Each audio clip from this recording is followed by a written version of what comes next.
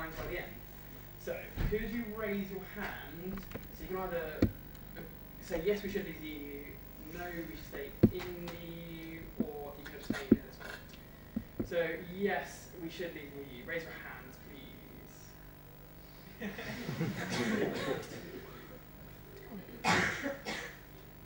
Okay. Right. And no, we shouldn't leave the EU.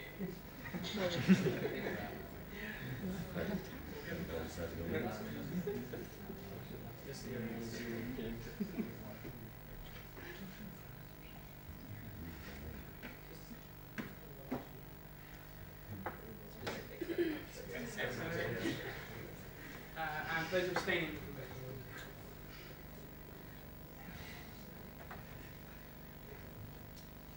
Brilliant. Thank you very much. And without further ado, I'll hand over to John for our first.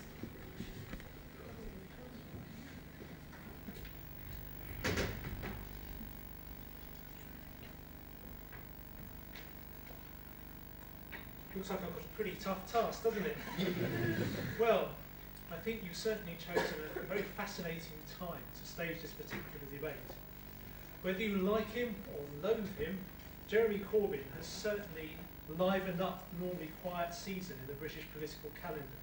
I believe that something like 60,000 people have joined the Labour Party since he became leader. I hasten to say that I'm not one of them, but I can identify to a degree what I think has caused a lot of people to follow him so enthusiastically.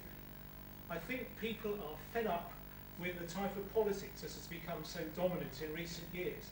They're looking for something different. They're looking for a politician who is a WYSIWYG. What you see is what you get. That's certainly the image that Mr. Corbyn has projected. Whether it turns out to be the case, or time only will tell. But there are many people, and myself included, who are fed up with politicians that ignore the grassroots, that trample on democracy, people that know best, the know-it-all type of politician. It's all spin and lies. They won't attempt to try and take the public with them. They force things through when they know that the public aren't going to be with them. They're not interested in honest debate. In fact, some of them quite openly dislike democracy. If you're one of those who are fed up with that type of politics and want something different, then I would urge you to support the motion that we should leave the European Union. Because the European Union was founded by people who think along those lines. It defines its character. Just think back to the referendum. Perhaps some of you can't remember when Denmark voted against the Maastricht Treaty. Well, the democratic wishes of the people were overridden. They had to vote again to get the right result. The same with the Irish in the Lisbon Treaty a few years ago, which I expect probably many of you will remember. The current President of the European Commission, Jean-Claude Juncker, is reputed to have said, if it is yes, we will say on we go. If it is no, we will say we continue. Think of the misery that has been inflicted upon the Greek people over the determination that they will not leave the Eurozone. In our country, it's been very much the same story. Lies and spin and contempt for democracy has characterised the debate. When we joined the European Union, Edward Heath lied to the fishermen and assured them that they would still have freedom to fish in the seas around the country. When he realised he was getting no support for joining the EU, the white paper that was produced in the early 70s had no mention of sharing sovereignty, no mention of political or monetary union. He would not let the MPs read the accession treaty that he had signed, wanting them basically to give him a blank cheque, because he knew if they did read it, they would never support it. And things have continued in the same vein. When the European Constitution came out, lots of people on the continent were so excited, comparing it to the Philadelphia Convention in America in 1787. Peter Hayne said, oh, it's just a tidying up exercise. But Hayne was lying. The Lisbon Treaty, which the Constitution morphed into, was the most recent step in the building of a federal Europe. This is what the European Union is all about, subsuming the sovereignty of the nation state into a United States of Europe, into a federal Europe, but in a stealthy fashion. Basically, a political project has been disguised as an economic project because they know that the people of Europe don't want to give up their sovereignty. This is exactly the tactic that Heath employed, and so it continues. The European project was designed by people who despise the idea of independent sovereign countries. Their leaders and their supporters want to emasculate and hollow out our democratically elected parliaments. Sometimes they're honest enough to admit it. The former Chancellor Ken Clarke, for instance, said he longed for the day when our Westminster Assembly was nothing more than a council chamber in Europe. Ladies and gentlemen, we're now at a crunch point. We are currently in a sense semi-detached. We're not members of the euro, thank goodness. We have opt-outs from Schengen. We have more opt-outs, in fact, than any other country. But we face three choices. One of them is to go the whole hog, embrace the euro and jump in the lead of the new wave of European countries wanting to press on with further integration. Secondly, we could have some sort of associate membership, which is probably going to be what David Cameron will offer us when he comes out from his negotiations. We will then not have the seat on the EU's top table that he says he wants us to have. Or thirdly, we can leave. I believe if the financial and the economic arguments can be sorted out, that we can have a smooth process towards leaving, we are better off leaving. There will be financial benefits, although not as great as some withdrawalists have said.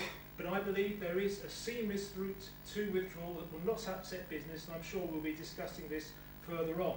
But I want to talk about really the great benefit of leaving, which is the benefit to with regards to freedom. We will be free from, for instance, the European Court of Justice. Our judiciary, the judges in this country, will be supreme. We won't be fined for not flying a European flag. We won't be told how we can rate men and women with our car insurance and other silly such things. We will now have the freedom to trade with who we like. We won't have to rely on the European Union to negotiate our trade deals on our behalf. We will also have the freedom to regain our seats on the real top tables that really count. This world standard setting bodies like the World Trade Organization and UNIS, where we are currently represented by the EU, who don't always represent our best interests. But above all, we will have the freedom from being a square peg in a round hole. We work very well as an independent nation. We've never been keen on pooling our sovereignty. So why not let's go back to being like many other nations all around the world. It's much better, I believe, if we disentangle ourselves from the whole project. Jacques Delors, after all, has said if the British aren't interested in a federal Europe, we can give them a trade arrangement. It's on offer, and I believe that's what we should be going for. Let's go back to being a first-class sovereign nation rather than a second-class EU member state. It's not a choice of isolation or involvement, but two separate models of involvement, subordination or cooperation. Owen Paterson says we have a really positive, optimistic future. So I urge you, support the motion. We have nothing to lose but our chains. Thank you.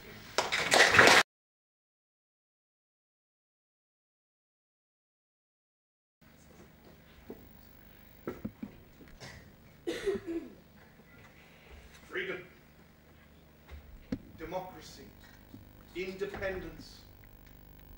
These are the buzzwords that are meant to change your opinion from the opinion you expressed just a second ago.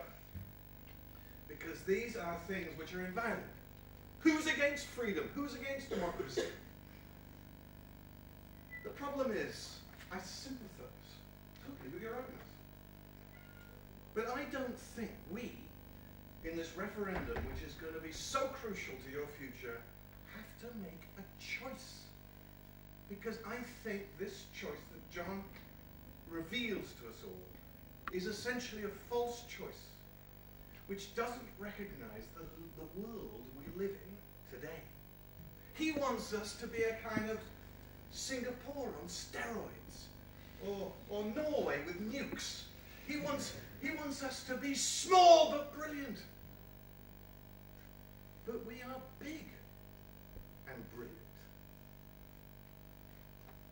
And for hundreds of years, it's not the institutions, John, that worry us. It's not the pettifogging rules that worry us. It's the simple fact that if you take out your passport, it stands for something. It stands for three values: democracy, the rule of law, and the freedom for which John has made his speech. But John didn't tell you that in 1940, democracy ended at Dover, and the continent of Europe was overridden with Nazi domination, and for years after that, as we all know, Soviet domination. Now, democracy in Europe didn't just happen by chance, ladies and gentlemen, after the war. In no small measure, that was absolutely to do with the fact that the UK, heralded throughout the continent as their liberators, brought the values of democracy and freedom and the rule of law to 500 million people. Never forget that. Particularly not today, because the continent, liberated from Nazism and Soviet communism, is now surrounded by what you could call a ring of fire. Russian nationalism, the barbarism in the Middle East, the horrifying biblical exodus from Africa. What John wants you to say is that's not our problem. And that the institutions which are current today in existence are not the institutions that we, with levers of power to pull, should be in to pull them. I reject that completely. You've got to be, in all walks of life, in it to win it. Now, the European Union is by no means perfect. Far from it. But are we really, or is anybody else really at this moment talking about, tell you what guys, it's a lot of rubbish, let's just tear it all up and start all over again? Nobody is. So leaving the continent of Europe is leaving our legacy. It's leaving the values that with the French and the Germans and all the other of the 28 nations that have now, for the first time in 1,000 years, come together in peace. That's not our way, ladies and gentlemen. That's not the way we do things. We don't turn our back on problems. And more importantly, I also sympathise with John when he talks about the politicians of this day, the Jeremy Corbyn effect, you know, the love of anti-spin, authenticity. I agree with you. But the problem with this country over the last 20 or 30 years, when this European debate has poisoned and infected the press and the minds of my old boss Rupert Murdoch, who I used to work for, God forbid, is that you have been let down by your politicians. I agree. Britain could be a leader in Europe, not a loser, or worse still, a whinger eternally about this and that and what and that. We are one or two substantial military powers in Europe, us and the French. Frankly, there's nothing standing between London and Russia apart from the British and French armies. The fact of the matter is, along with Germany, we are the biggest economy in Europe. By the time you're reaching John and I's grand old age, Britain will be the biggest, most powerful, richest country in Europe. Now, that could be an argument for saying, let's get away from those Europeans, 20 miles across the channel.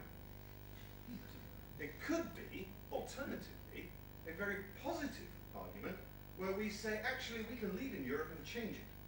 Now, John would say, you are off your rocker. Those French and German people are not going to talk about that. They're not interested at all in the Brits. Rubbish. And this is the lie you have been insulted by. Not the conspiracy theories that John was talking about, but the lie that we do not control our destiny in Europe. And I'll finish off, 1 minute. I'll finish off with this. Guess what? David Cameron said he wanted to complete the single market around all of Europe so jobs are yours from here to Bulgaria or Spain. Guess what? Have they rejected that? No. All 28 member states have said, yes, we want that for more jobs and more growth. Migration, the big issue of our day. Is everybody else saying to David Cameron and Angela Merkel and others, we can't control our borders? Not at all. However difficult the situation is right now, member states of the European Union will come together to deal with that problem. And finally, I hear a little whiff of Nigel Farage coming out of the previous speaker, because he said, I want to take our country back. No! I want to take your country forward. And it's the future that's the most important question here, which is why we mustn't leave Europe. We must lead it.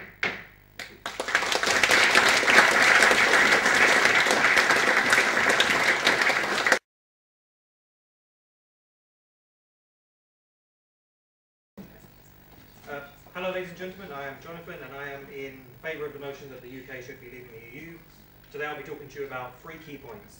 The EU in its current form is flawed, which the opposition seem to agree with, the EU's place in the United Kingdom law, and how the EU's past glories shouldn't reflect what we will see happening in the future. I have some rebuttals for the previous speaker, but they'll be intertwined in my speech, so I'll just move on to my points. The EU in its current form. Based on the vote that we just did at the start, it seems a lot of you are already reluctant to leave the EU. And that's fine, I understand that. But the majority of you, including Peter, would agree that the EU is imperfect, that the EU needs to change it in its current form, that it's not something we should be, well, not necessarily not be a part of, but it's something that we should be improving. Let's look at the debate itself. Should the UK leave the EU? Not the perfect EU, not the EU that we dream of and the one that Peter seems to think that we can achieve if we stay in it. The EU as it is now. Because if negotiations fail, then what really have we achieved by having a referendum? We essentially, the media and the opposition will try to convince you that the referendum is us trying to improve the EU and somewhat holding it to ransom. But this is misleading. The EU have no intention of adapting to our perfect incarnation of it. So if they aren't going to change, then this isn't a ransom, this is us throwing a tantrum. What are the opposition suggesting we do if the referendum votes to stay and the EU refuses to change? Then do we just accept like, oh, well that's that, we'll stay? Because the lie that I believe has been given to us is that we're better in the EU and we can change it from in the EU than we would be able to do without it. But we've been in the EU so long and we've been saying for so long that it's imperfect, it needs to do this, it needs to do that. Why is a referendum which looks likely to fail going to change that? And what does the opposition suggest in the future will cause the EU to become the perfect one we want it to be?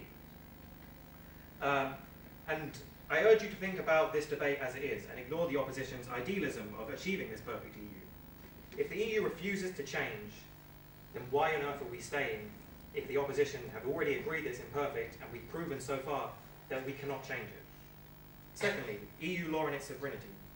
I don't want to mislead you on the law debate because I know a lot about it, etc. But EU law does have sovereignty over the UK law. However, examples of its power are pretty rare and it doesn't get exercised very often. The opposition can make this a debate about how the lack of quantity of EU exercising their sovereignty means it should be completely wiped under the carpet and ignored. But what I want to talk about is the importance of the EU exercising its power and why we should take note of that and how important it is.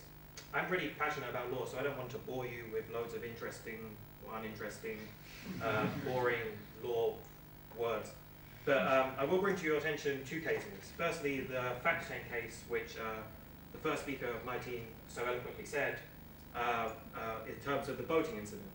The boating incident was R versus Secretary of State for Transport, and it essentially said that we in the UK do not have the complete power to control our fishing in our own waters, because the EU said that they had sovereignty, which they do, so we weren't able to do what we wanted in this case.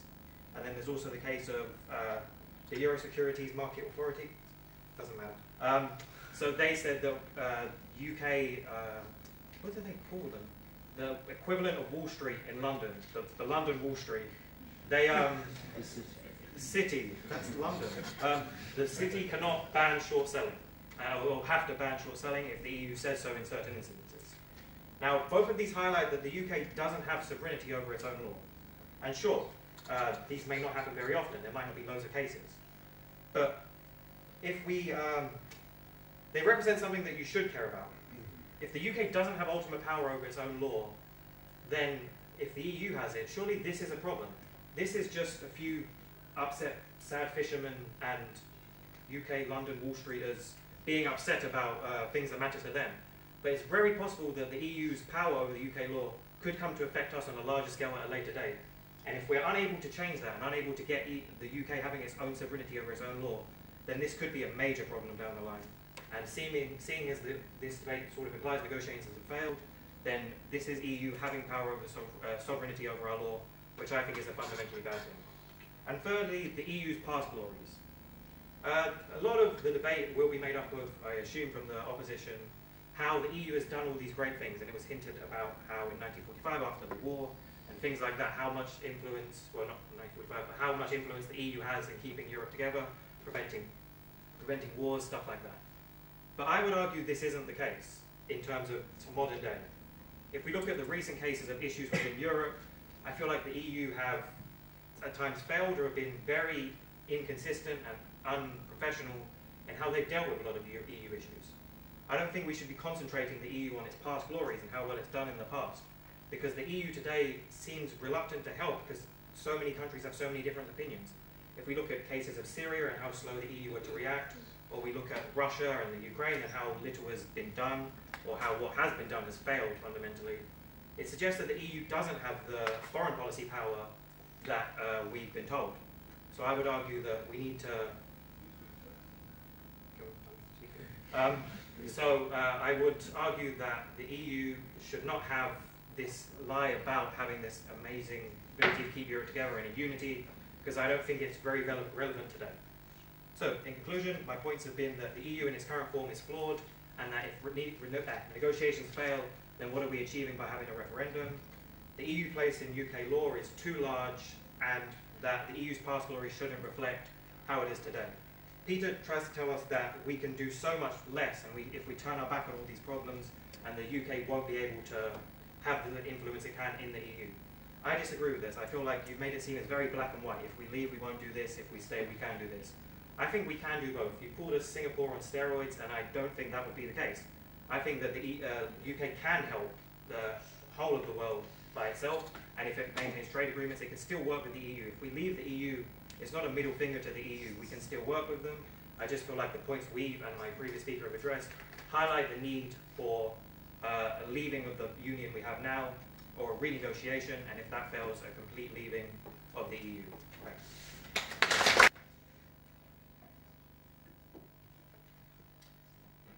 Hello everybody, I'm Bradley and I'm going to continue the argument for the case that my side is setting, which is that we should stay in the EU.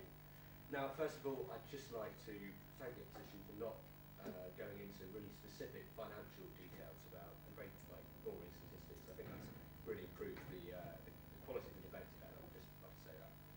Okay, first of all, some points of rebuttal. The main thing that Jonathan seems to be suggesting is that the EU just doesn't change. Whatever we do, whatever we say, there's no way that we can ever get the EU to do anything that we want. And I think that's just fundamentally not true. To start with, just last year, the EU decided that it thought what we're doing in this country is fine, that we should have a referendum, and that it would agree to a lot of the negotiations that David Cameron wants to take place. And the fact that we don't change the EU, well, the EU is partly a result of our influence. With the UK contributed to the EU becoming a common market, and it also contributed to the EU having a better say in the global landscape of things through its influence. So I don't think that's a very good point. And then coming on to the final points about sovereignty. So one of the main points spoken about was that the UK isn't a sovereign country because it's in the EU. But when you think about it, there are lots of times when a country doesn't have full sovereignty. All countries are subject to international law. For example, you have institutions such as NATO or the International Criminal Court, which do, in some effect, reduce our sovereignty. And that isn't necessarily a bad thing. What is the EU going to do tyrannically to us that we simply cannot stop? They're not going to invade us. They're not going to come here and shoot the Queen. They're not going to do anything random like that. No, the EU is precisely set up for the reason of keeping international peace.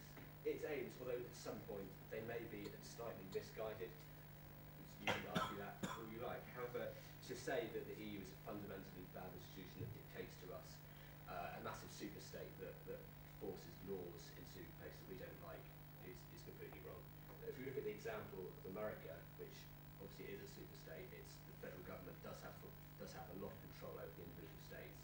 To compare that to Europe, do we feel like a state that's really struggling against our masters in Washington? No. And then even if you do look at that example, what the federal government does is generally, in a lot of people's eyes, a good thing. A lot of the Supreme Court cases that have forced the states to do stuff, they haven't necessarily been bad things. So I don't think we can really sort of go along this argument that sovereignty ceded to the EU is all bad.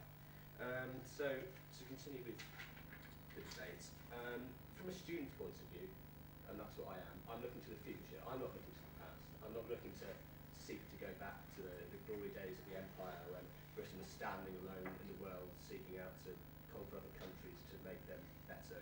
That's not what I'm trying to do. I think that our future lies within the European Union because the European Union fundamentally, as we said earlier, shares our values. And these are values that we as people, as British people, want to spread along the world and along the continent.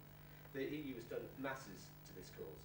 If you think of the former communist states in the East, 25 years ago, they were dictatorships, but because of the EU's help, and obviously not the entire EU's help, but the EU forged negotiations with those, forced agreements with those countries, which made sure that those countries, when they left communism, they became more democratic. The EU was a goal for them. They wanted to go to the EU and be in the EU, so they really, really tried to make themselves more democratic so they could join the EU.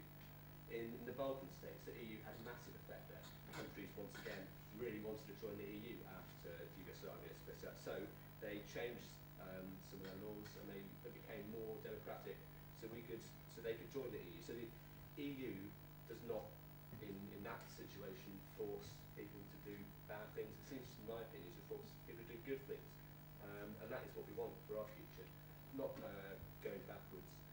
Although, when we come to the final point that I'm going to make today, I'm not going to speak for too long, is that when we think about the future, what do we think about? Do we think about small economic arguments? No. Do we think about going back to trading with only the Commonwealth or leaving Europe as an example of a failed system, ourselves standing alone against the world? No. I think that we are a people looking to be more international, looking to see the world, looking to use our passports to go to places that in previous years, because of diplomatic concerns, we just simply couldn't go to. So I think that's the vision that our side of the argument really wants to put forward, that positive EU future is a future where we have more freedoms, more rights, and more democracy. Thank you very much.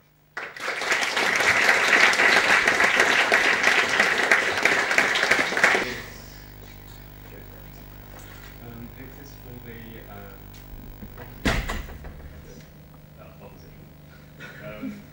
Since you mentioned the benefits that the effect that the UK has in countries such as the Eastern European countries, etc., would our presence in the future make any difference at all? Because after all, if the EU does something, it's somewhat difficult to think that it would be accredited to the UK at the moment. A lot of things is done. So will we make any difference? Have we made it? In the future, if we leave or stay, will we make any difference to those countries over there? So it's basically saying that whether we were in the EU or not, those countries would have done the same thing. Yes. Yeah. So what I would point out is that the UK is a very powerful country. Although we don't like to think it, we're still it's the sixth largest economy in the world, second largest economy in the EU. We've got tried nuclear weapons.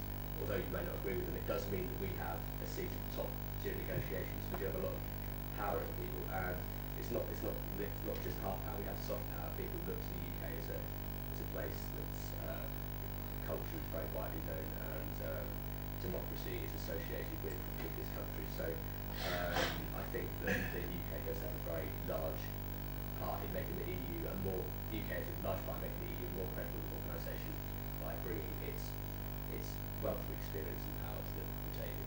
That's my take on that. Does the yes side have a response to it, or do you have another question? Sorry, can I just ask them to be very specific to what the speaker said in terms of Russia and Ukraine and places like that? How does this EU's brilliant democracy and stuff actually help them if something was to happen in the future? Well, two things here. The EU's brilliant democracy. I mean, Poland, the Baltic states want to be part of the European Union to protect them economically and politically. That's obvious. What protects them economically is the single market that the United Kingdom was the leading light in pushing forward back in the 1980s. As far as Russia and Ukraine is concerned, I said in my speech, what Britain and France and the other member states of the European Union must do is collaborate much further to resist Russian interventionism and protect and bring in the Ukraine into exactly that space of democracy that it wants to come into. That's why the revolution took place. And the United States and NATO wants us to do that. So that's the specific reason why those countries want to stay in the European space, economically, politically, and militarily. Excellent, thank you very much. I will take another question now, and I'll ask the speakers to not answer each other's questions yet, that'll come later. We'll take as many from the audience as possible.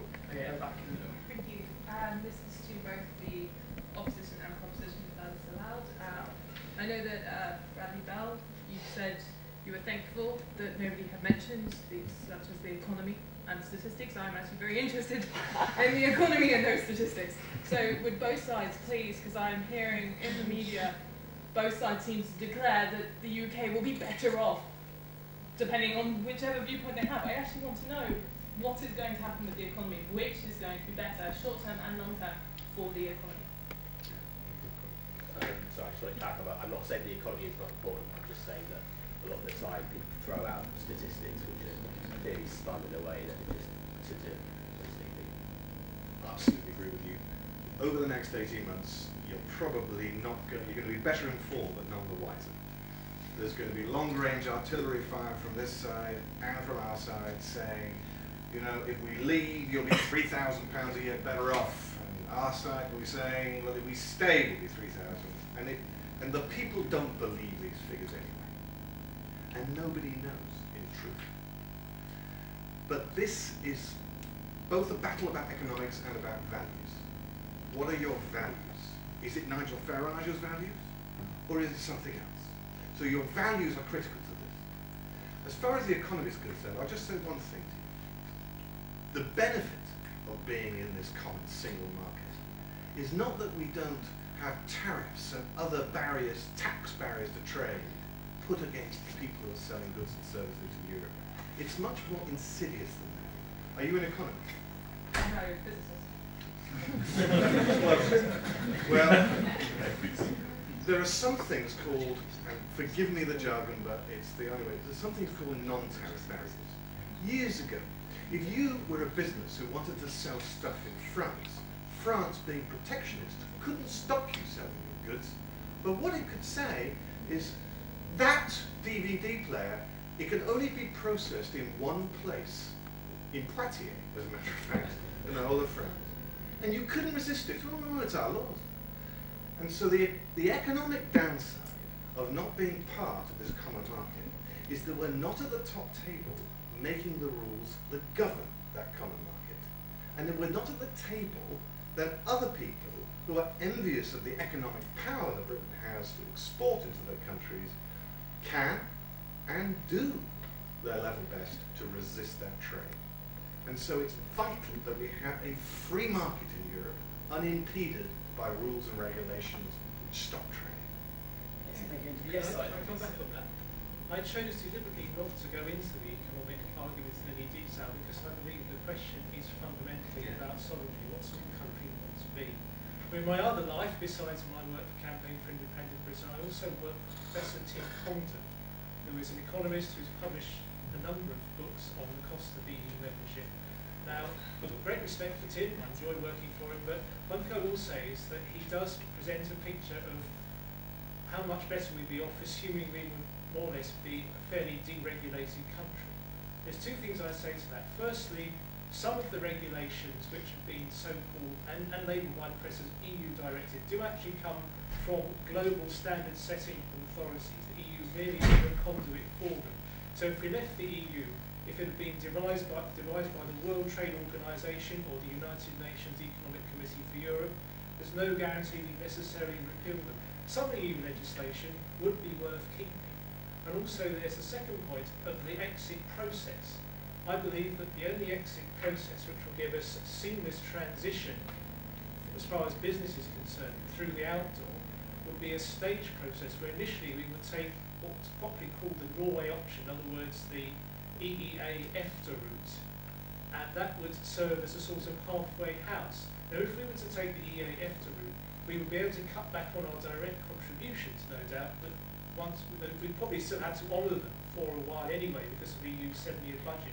So I would say that under EEA-EFTA, the savings would be fairly negligible, but when we have negotiated a longer-term relationship with the EU as an independent country, we can then think about which laws we want to keep on our statute books, and I believe there will be an economic benefit some way down the line. But to be honest, if you think of India, when that became independent in 1947, they basically took the laws that the British had made during the time of the Raj and kept them on their books until they were able to devise their own laws. That took several years. So basically, even something as insidious as a common agricultural policy, we would have to continue with that, even though it's a great disadvantage to us, simply because of the time taken to basically come up with a better solution for our own farmers.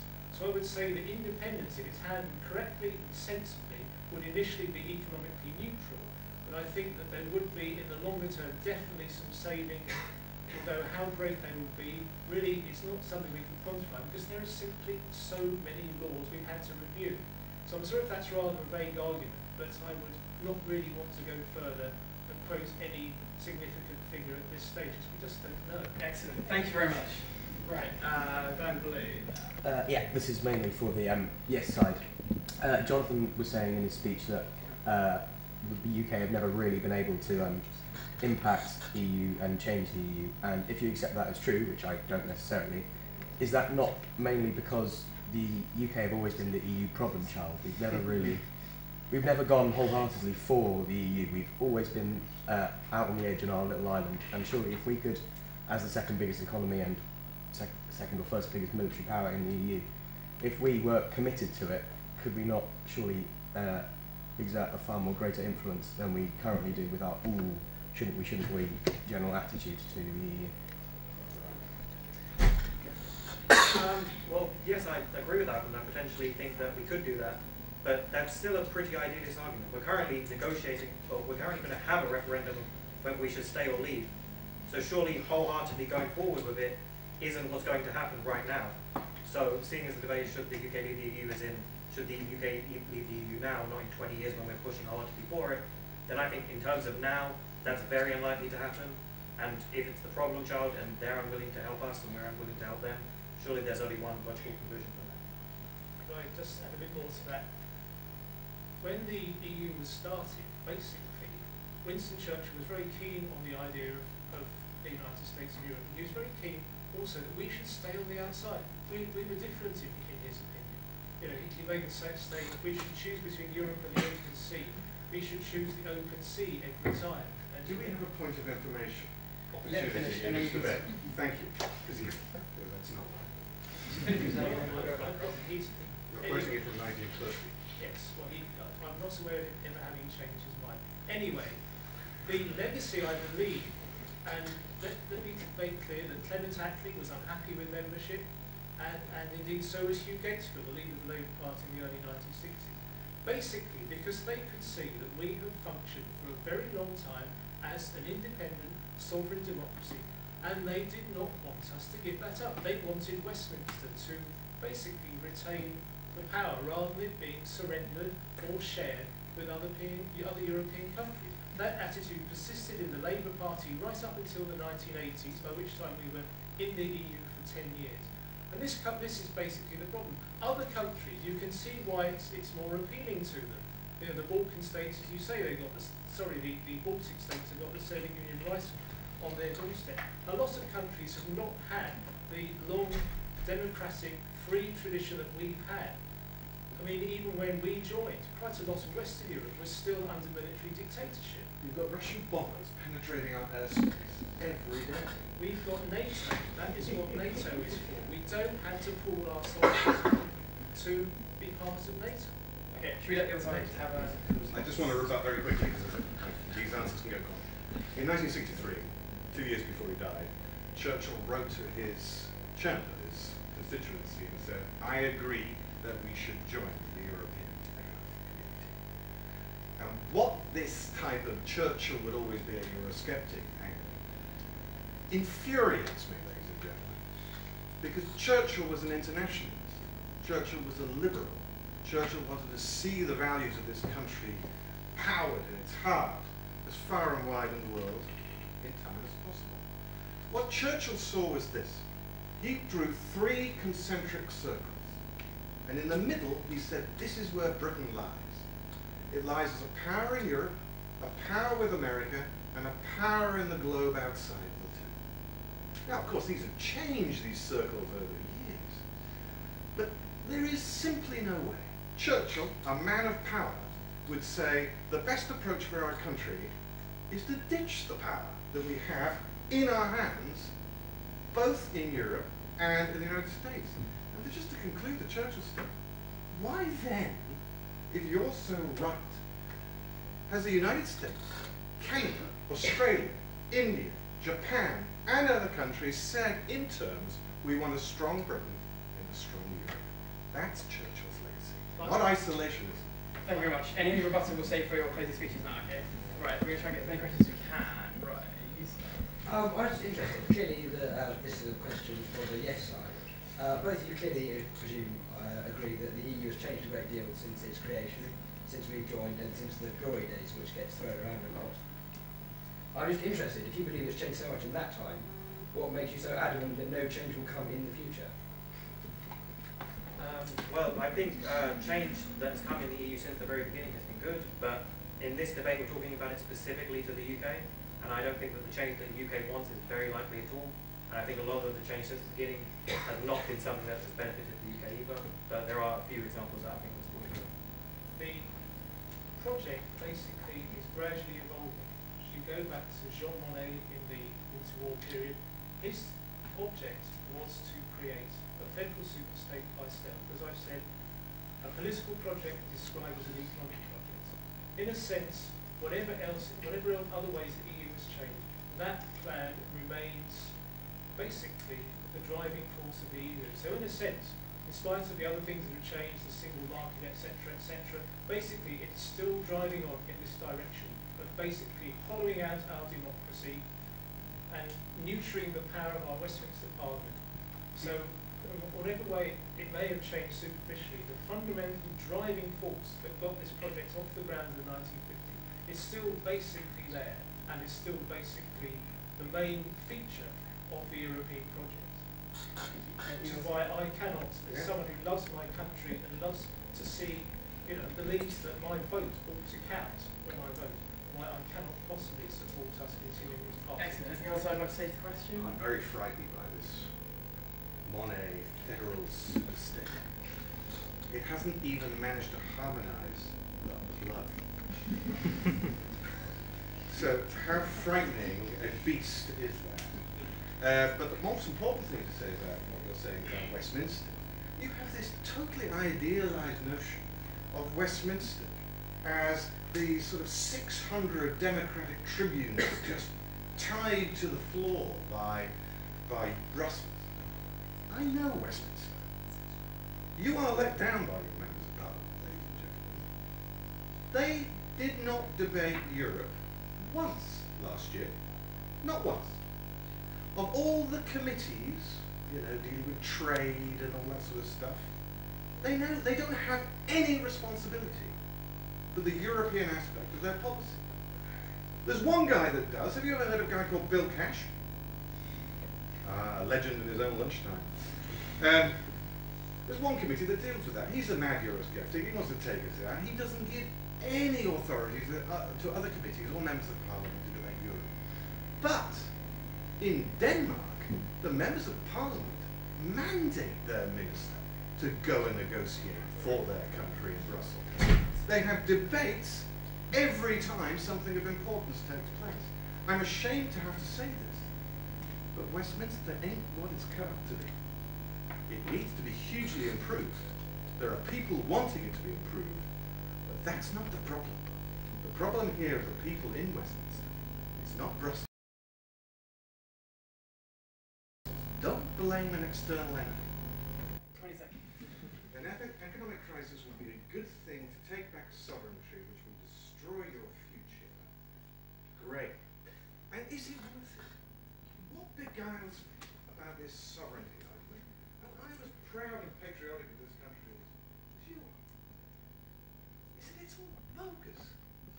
99 out of every of every £100 spent in this country, 99 is raised and spent here.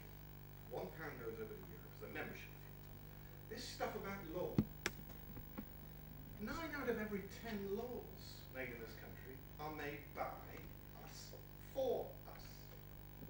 House of Commons, blindly, by way of verification. It's all rubbish.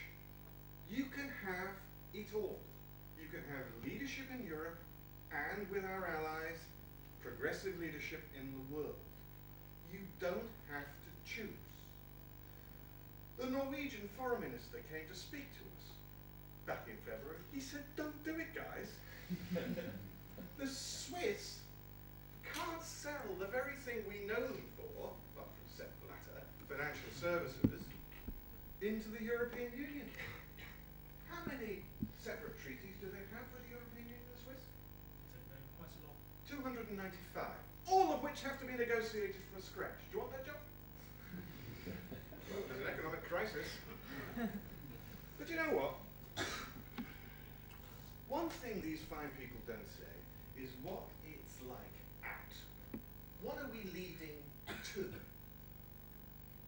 They can't tell you. Some of them think the Norwegian option is the right option. Some of them think it's the Swiss option.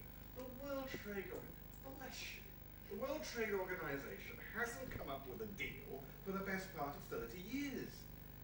World Trade Organization is all about every state in the world getting together to agree free trade deals. Forget it.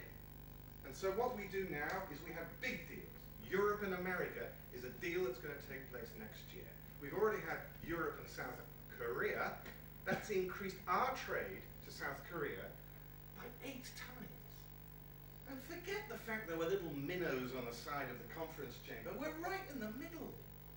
On military, economic, commercial, political, cultural terms, we are at the centre stage with our allies. Britain was the #1 soft power country last year, along with France, Germany, and America. Europe packs a punch. I don't want to leave it. I want to be in it to win it. But I'll finish on one unintended consequence of no, the vote to leave. If we're fed up with the migration crisis, fed up with the Greek crisis, just go away, people. Which is, my fear, let me be frank, could be pushed by the press, nurtured by indifference. We could sleepwalk to Brexit. But it's not just Brexit. The stop isn't there. Because if Britain leaves Europe, Scotland leaves Britain, Wales has a referendum to leave the remaining United Kingdom, Northern Ireland are gone. So the choice really is, ladies and gentlemen, do you want Great Britain playing a progressive full part with its allies in Europe and the world, or do you want Little England? That's the choice here. Norwegian foreign minister, I'll tell you something very interesting about Norway. Whenever you get someone in the main media press from Norway, they're always saying, what's a bad deal we've got? Don't do it. I would suggest you Google Anne Tavinereid and look up and see what she says. You'll see, here's someone who's been part of the Norway No movement. And she says, actually, we do have a jolly good deal. we have a much better deal by being outside of the EU. Why don't the media ever want to interview someone like that? I'll tell you why.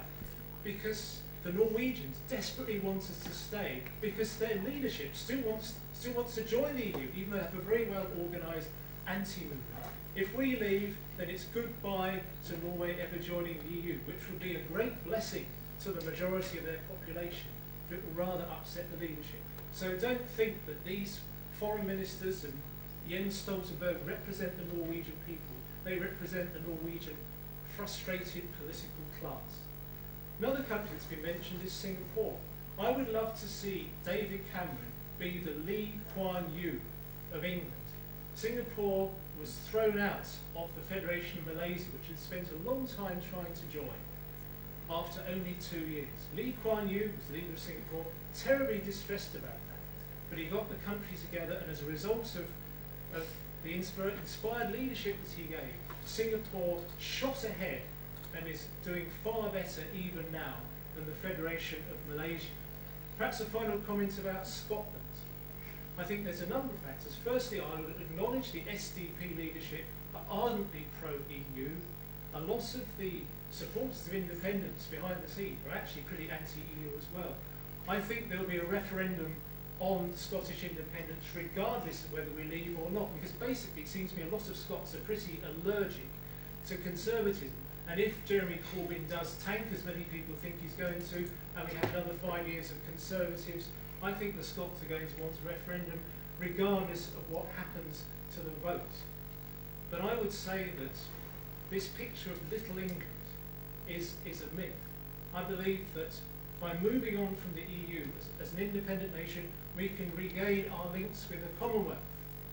There's apparently some people in America that would like to see us involved in NAFTA, the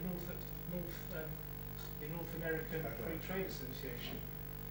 We can still trade with Europe. There is a seamless route out. I do agree the WTO is not a good move. I do agree that because of things like the various regulations, not so much about tariffs, but the non-tariff factors, it would be a disaster to go to the WTO.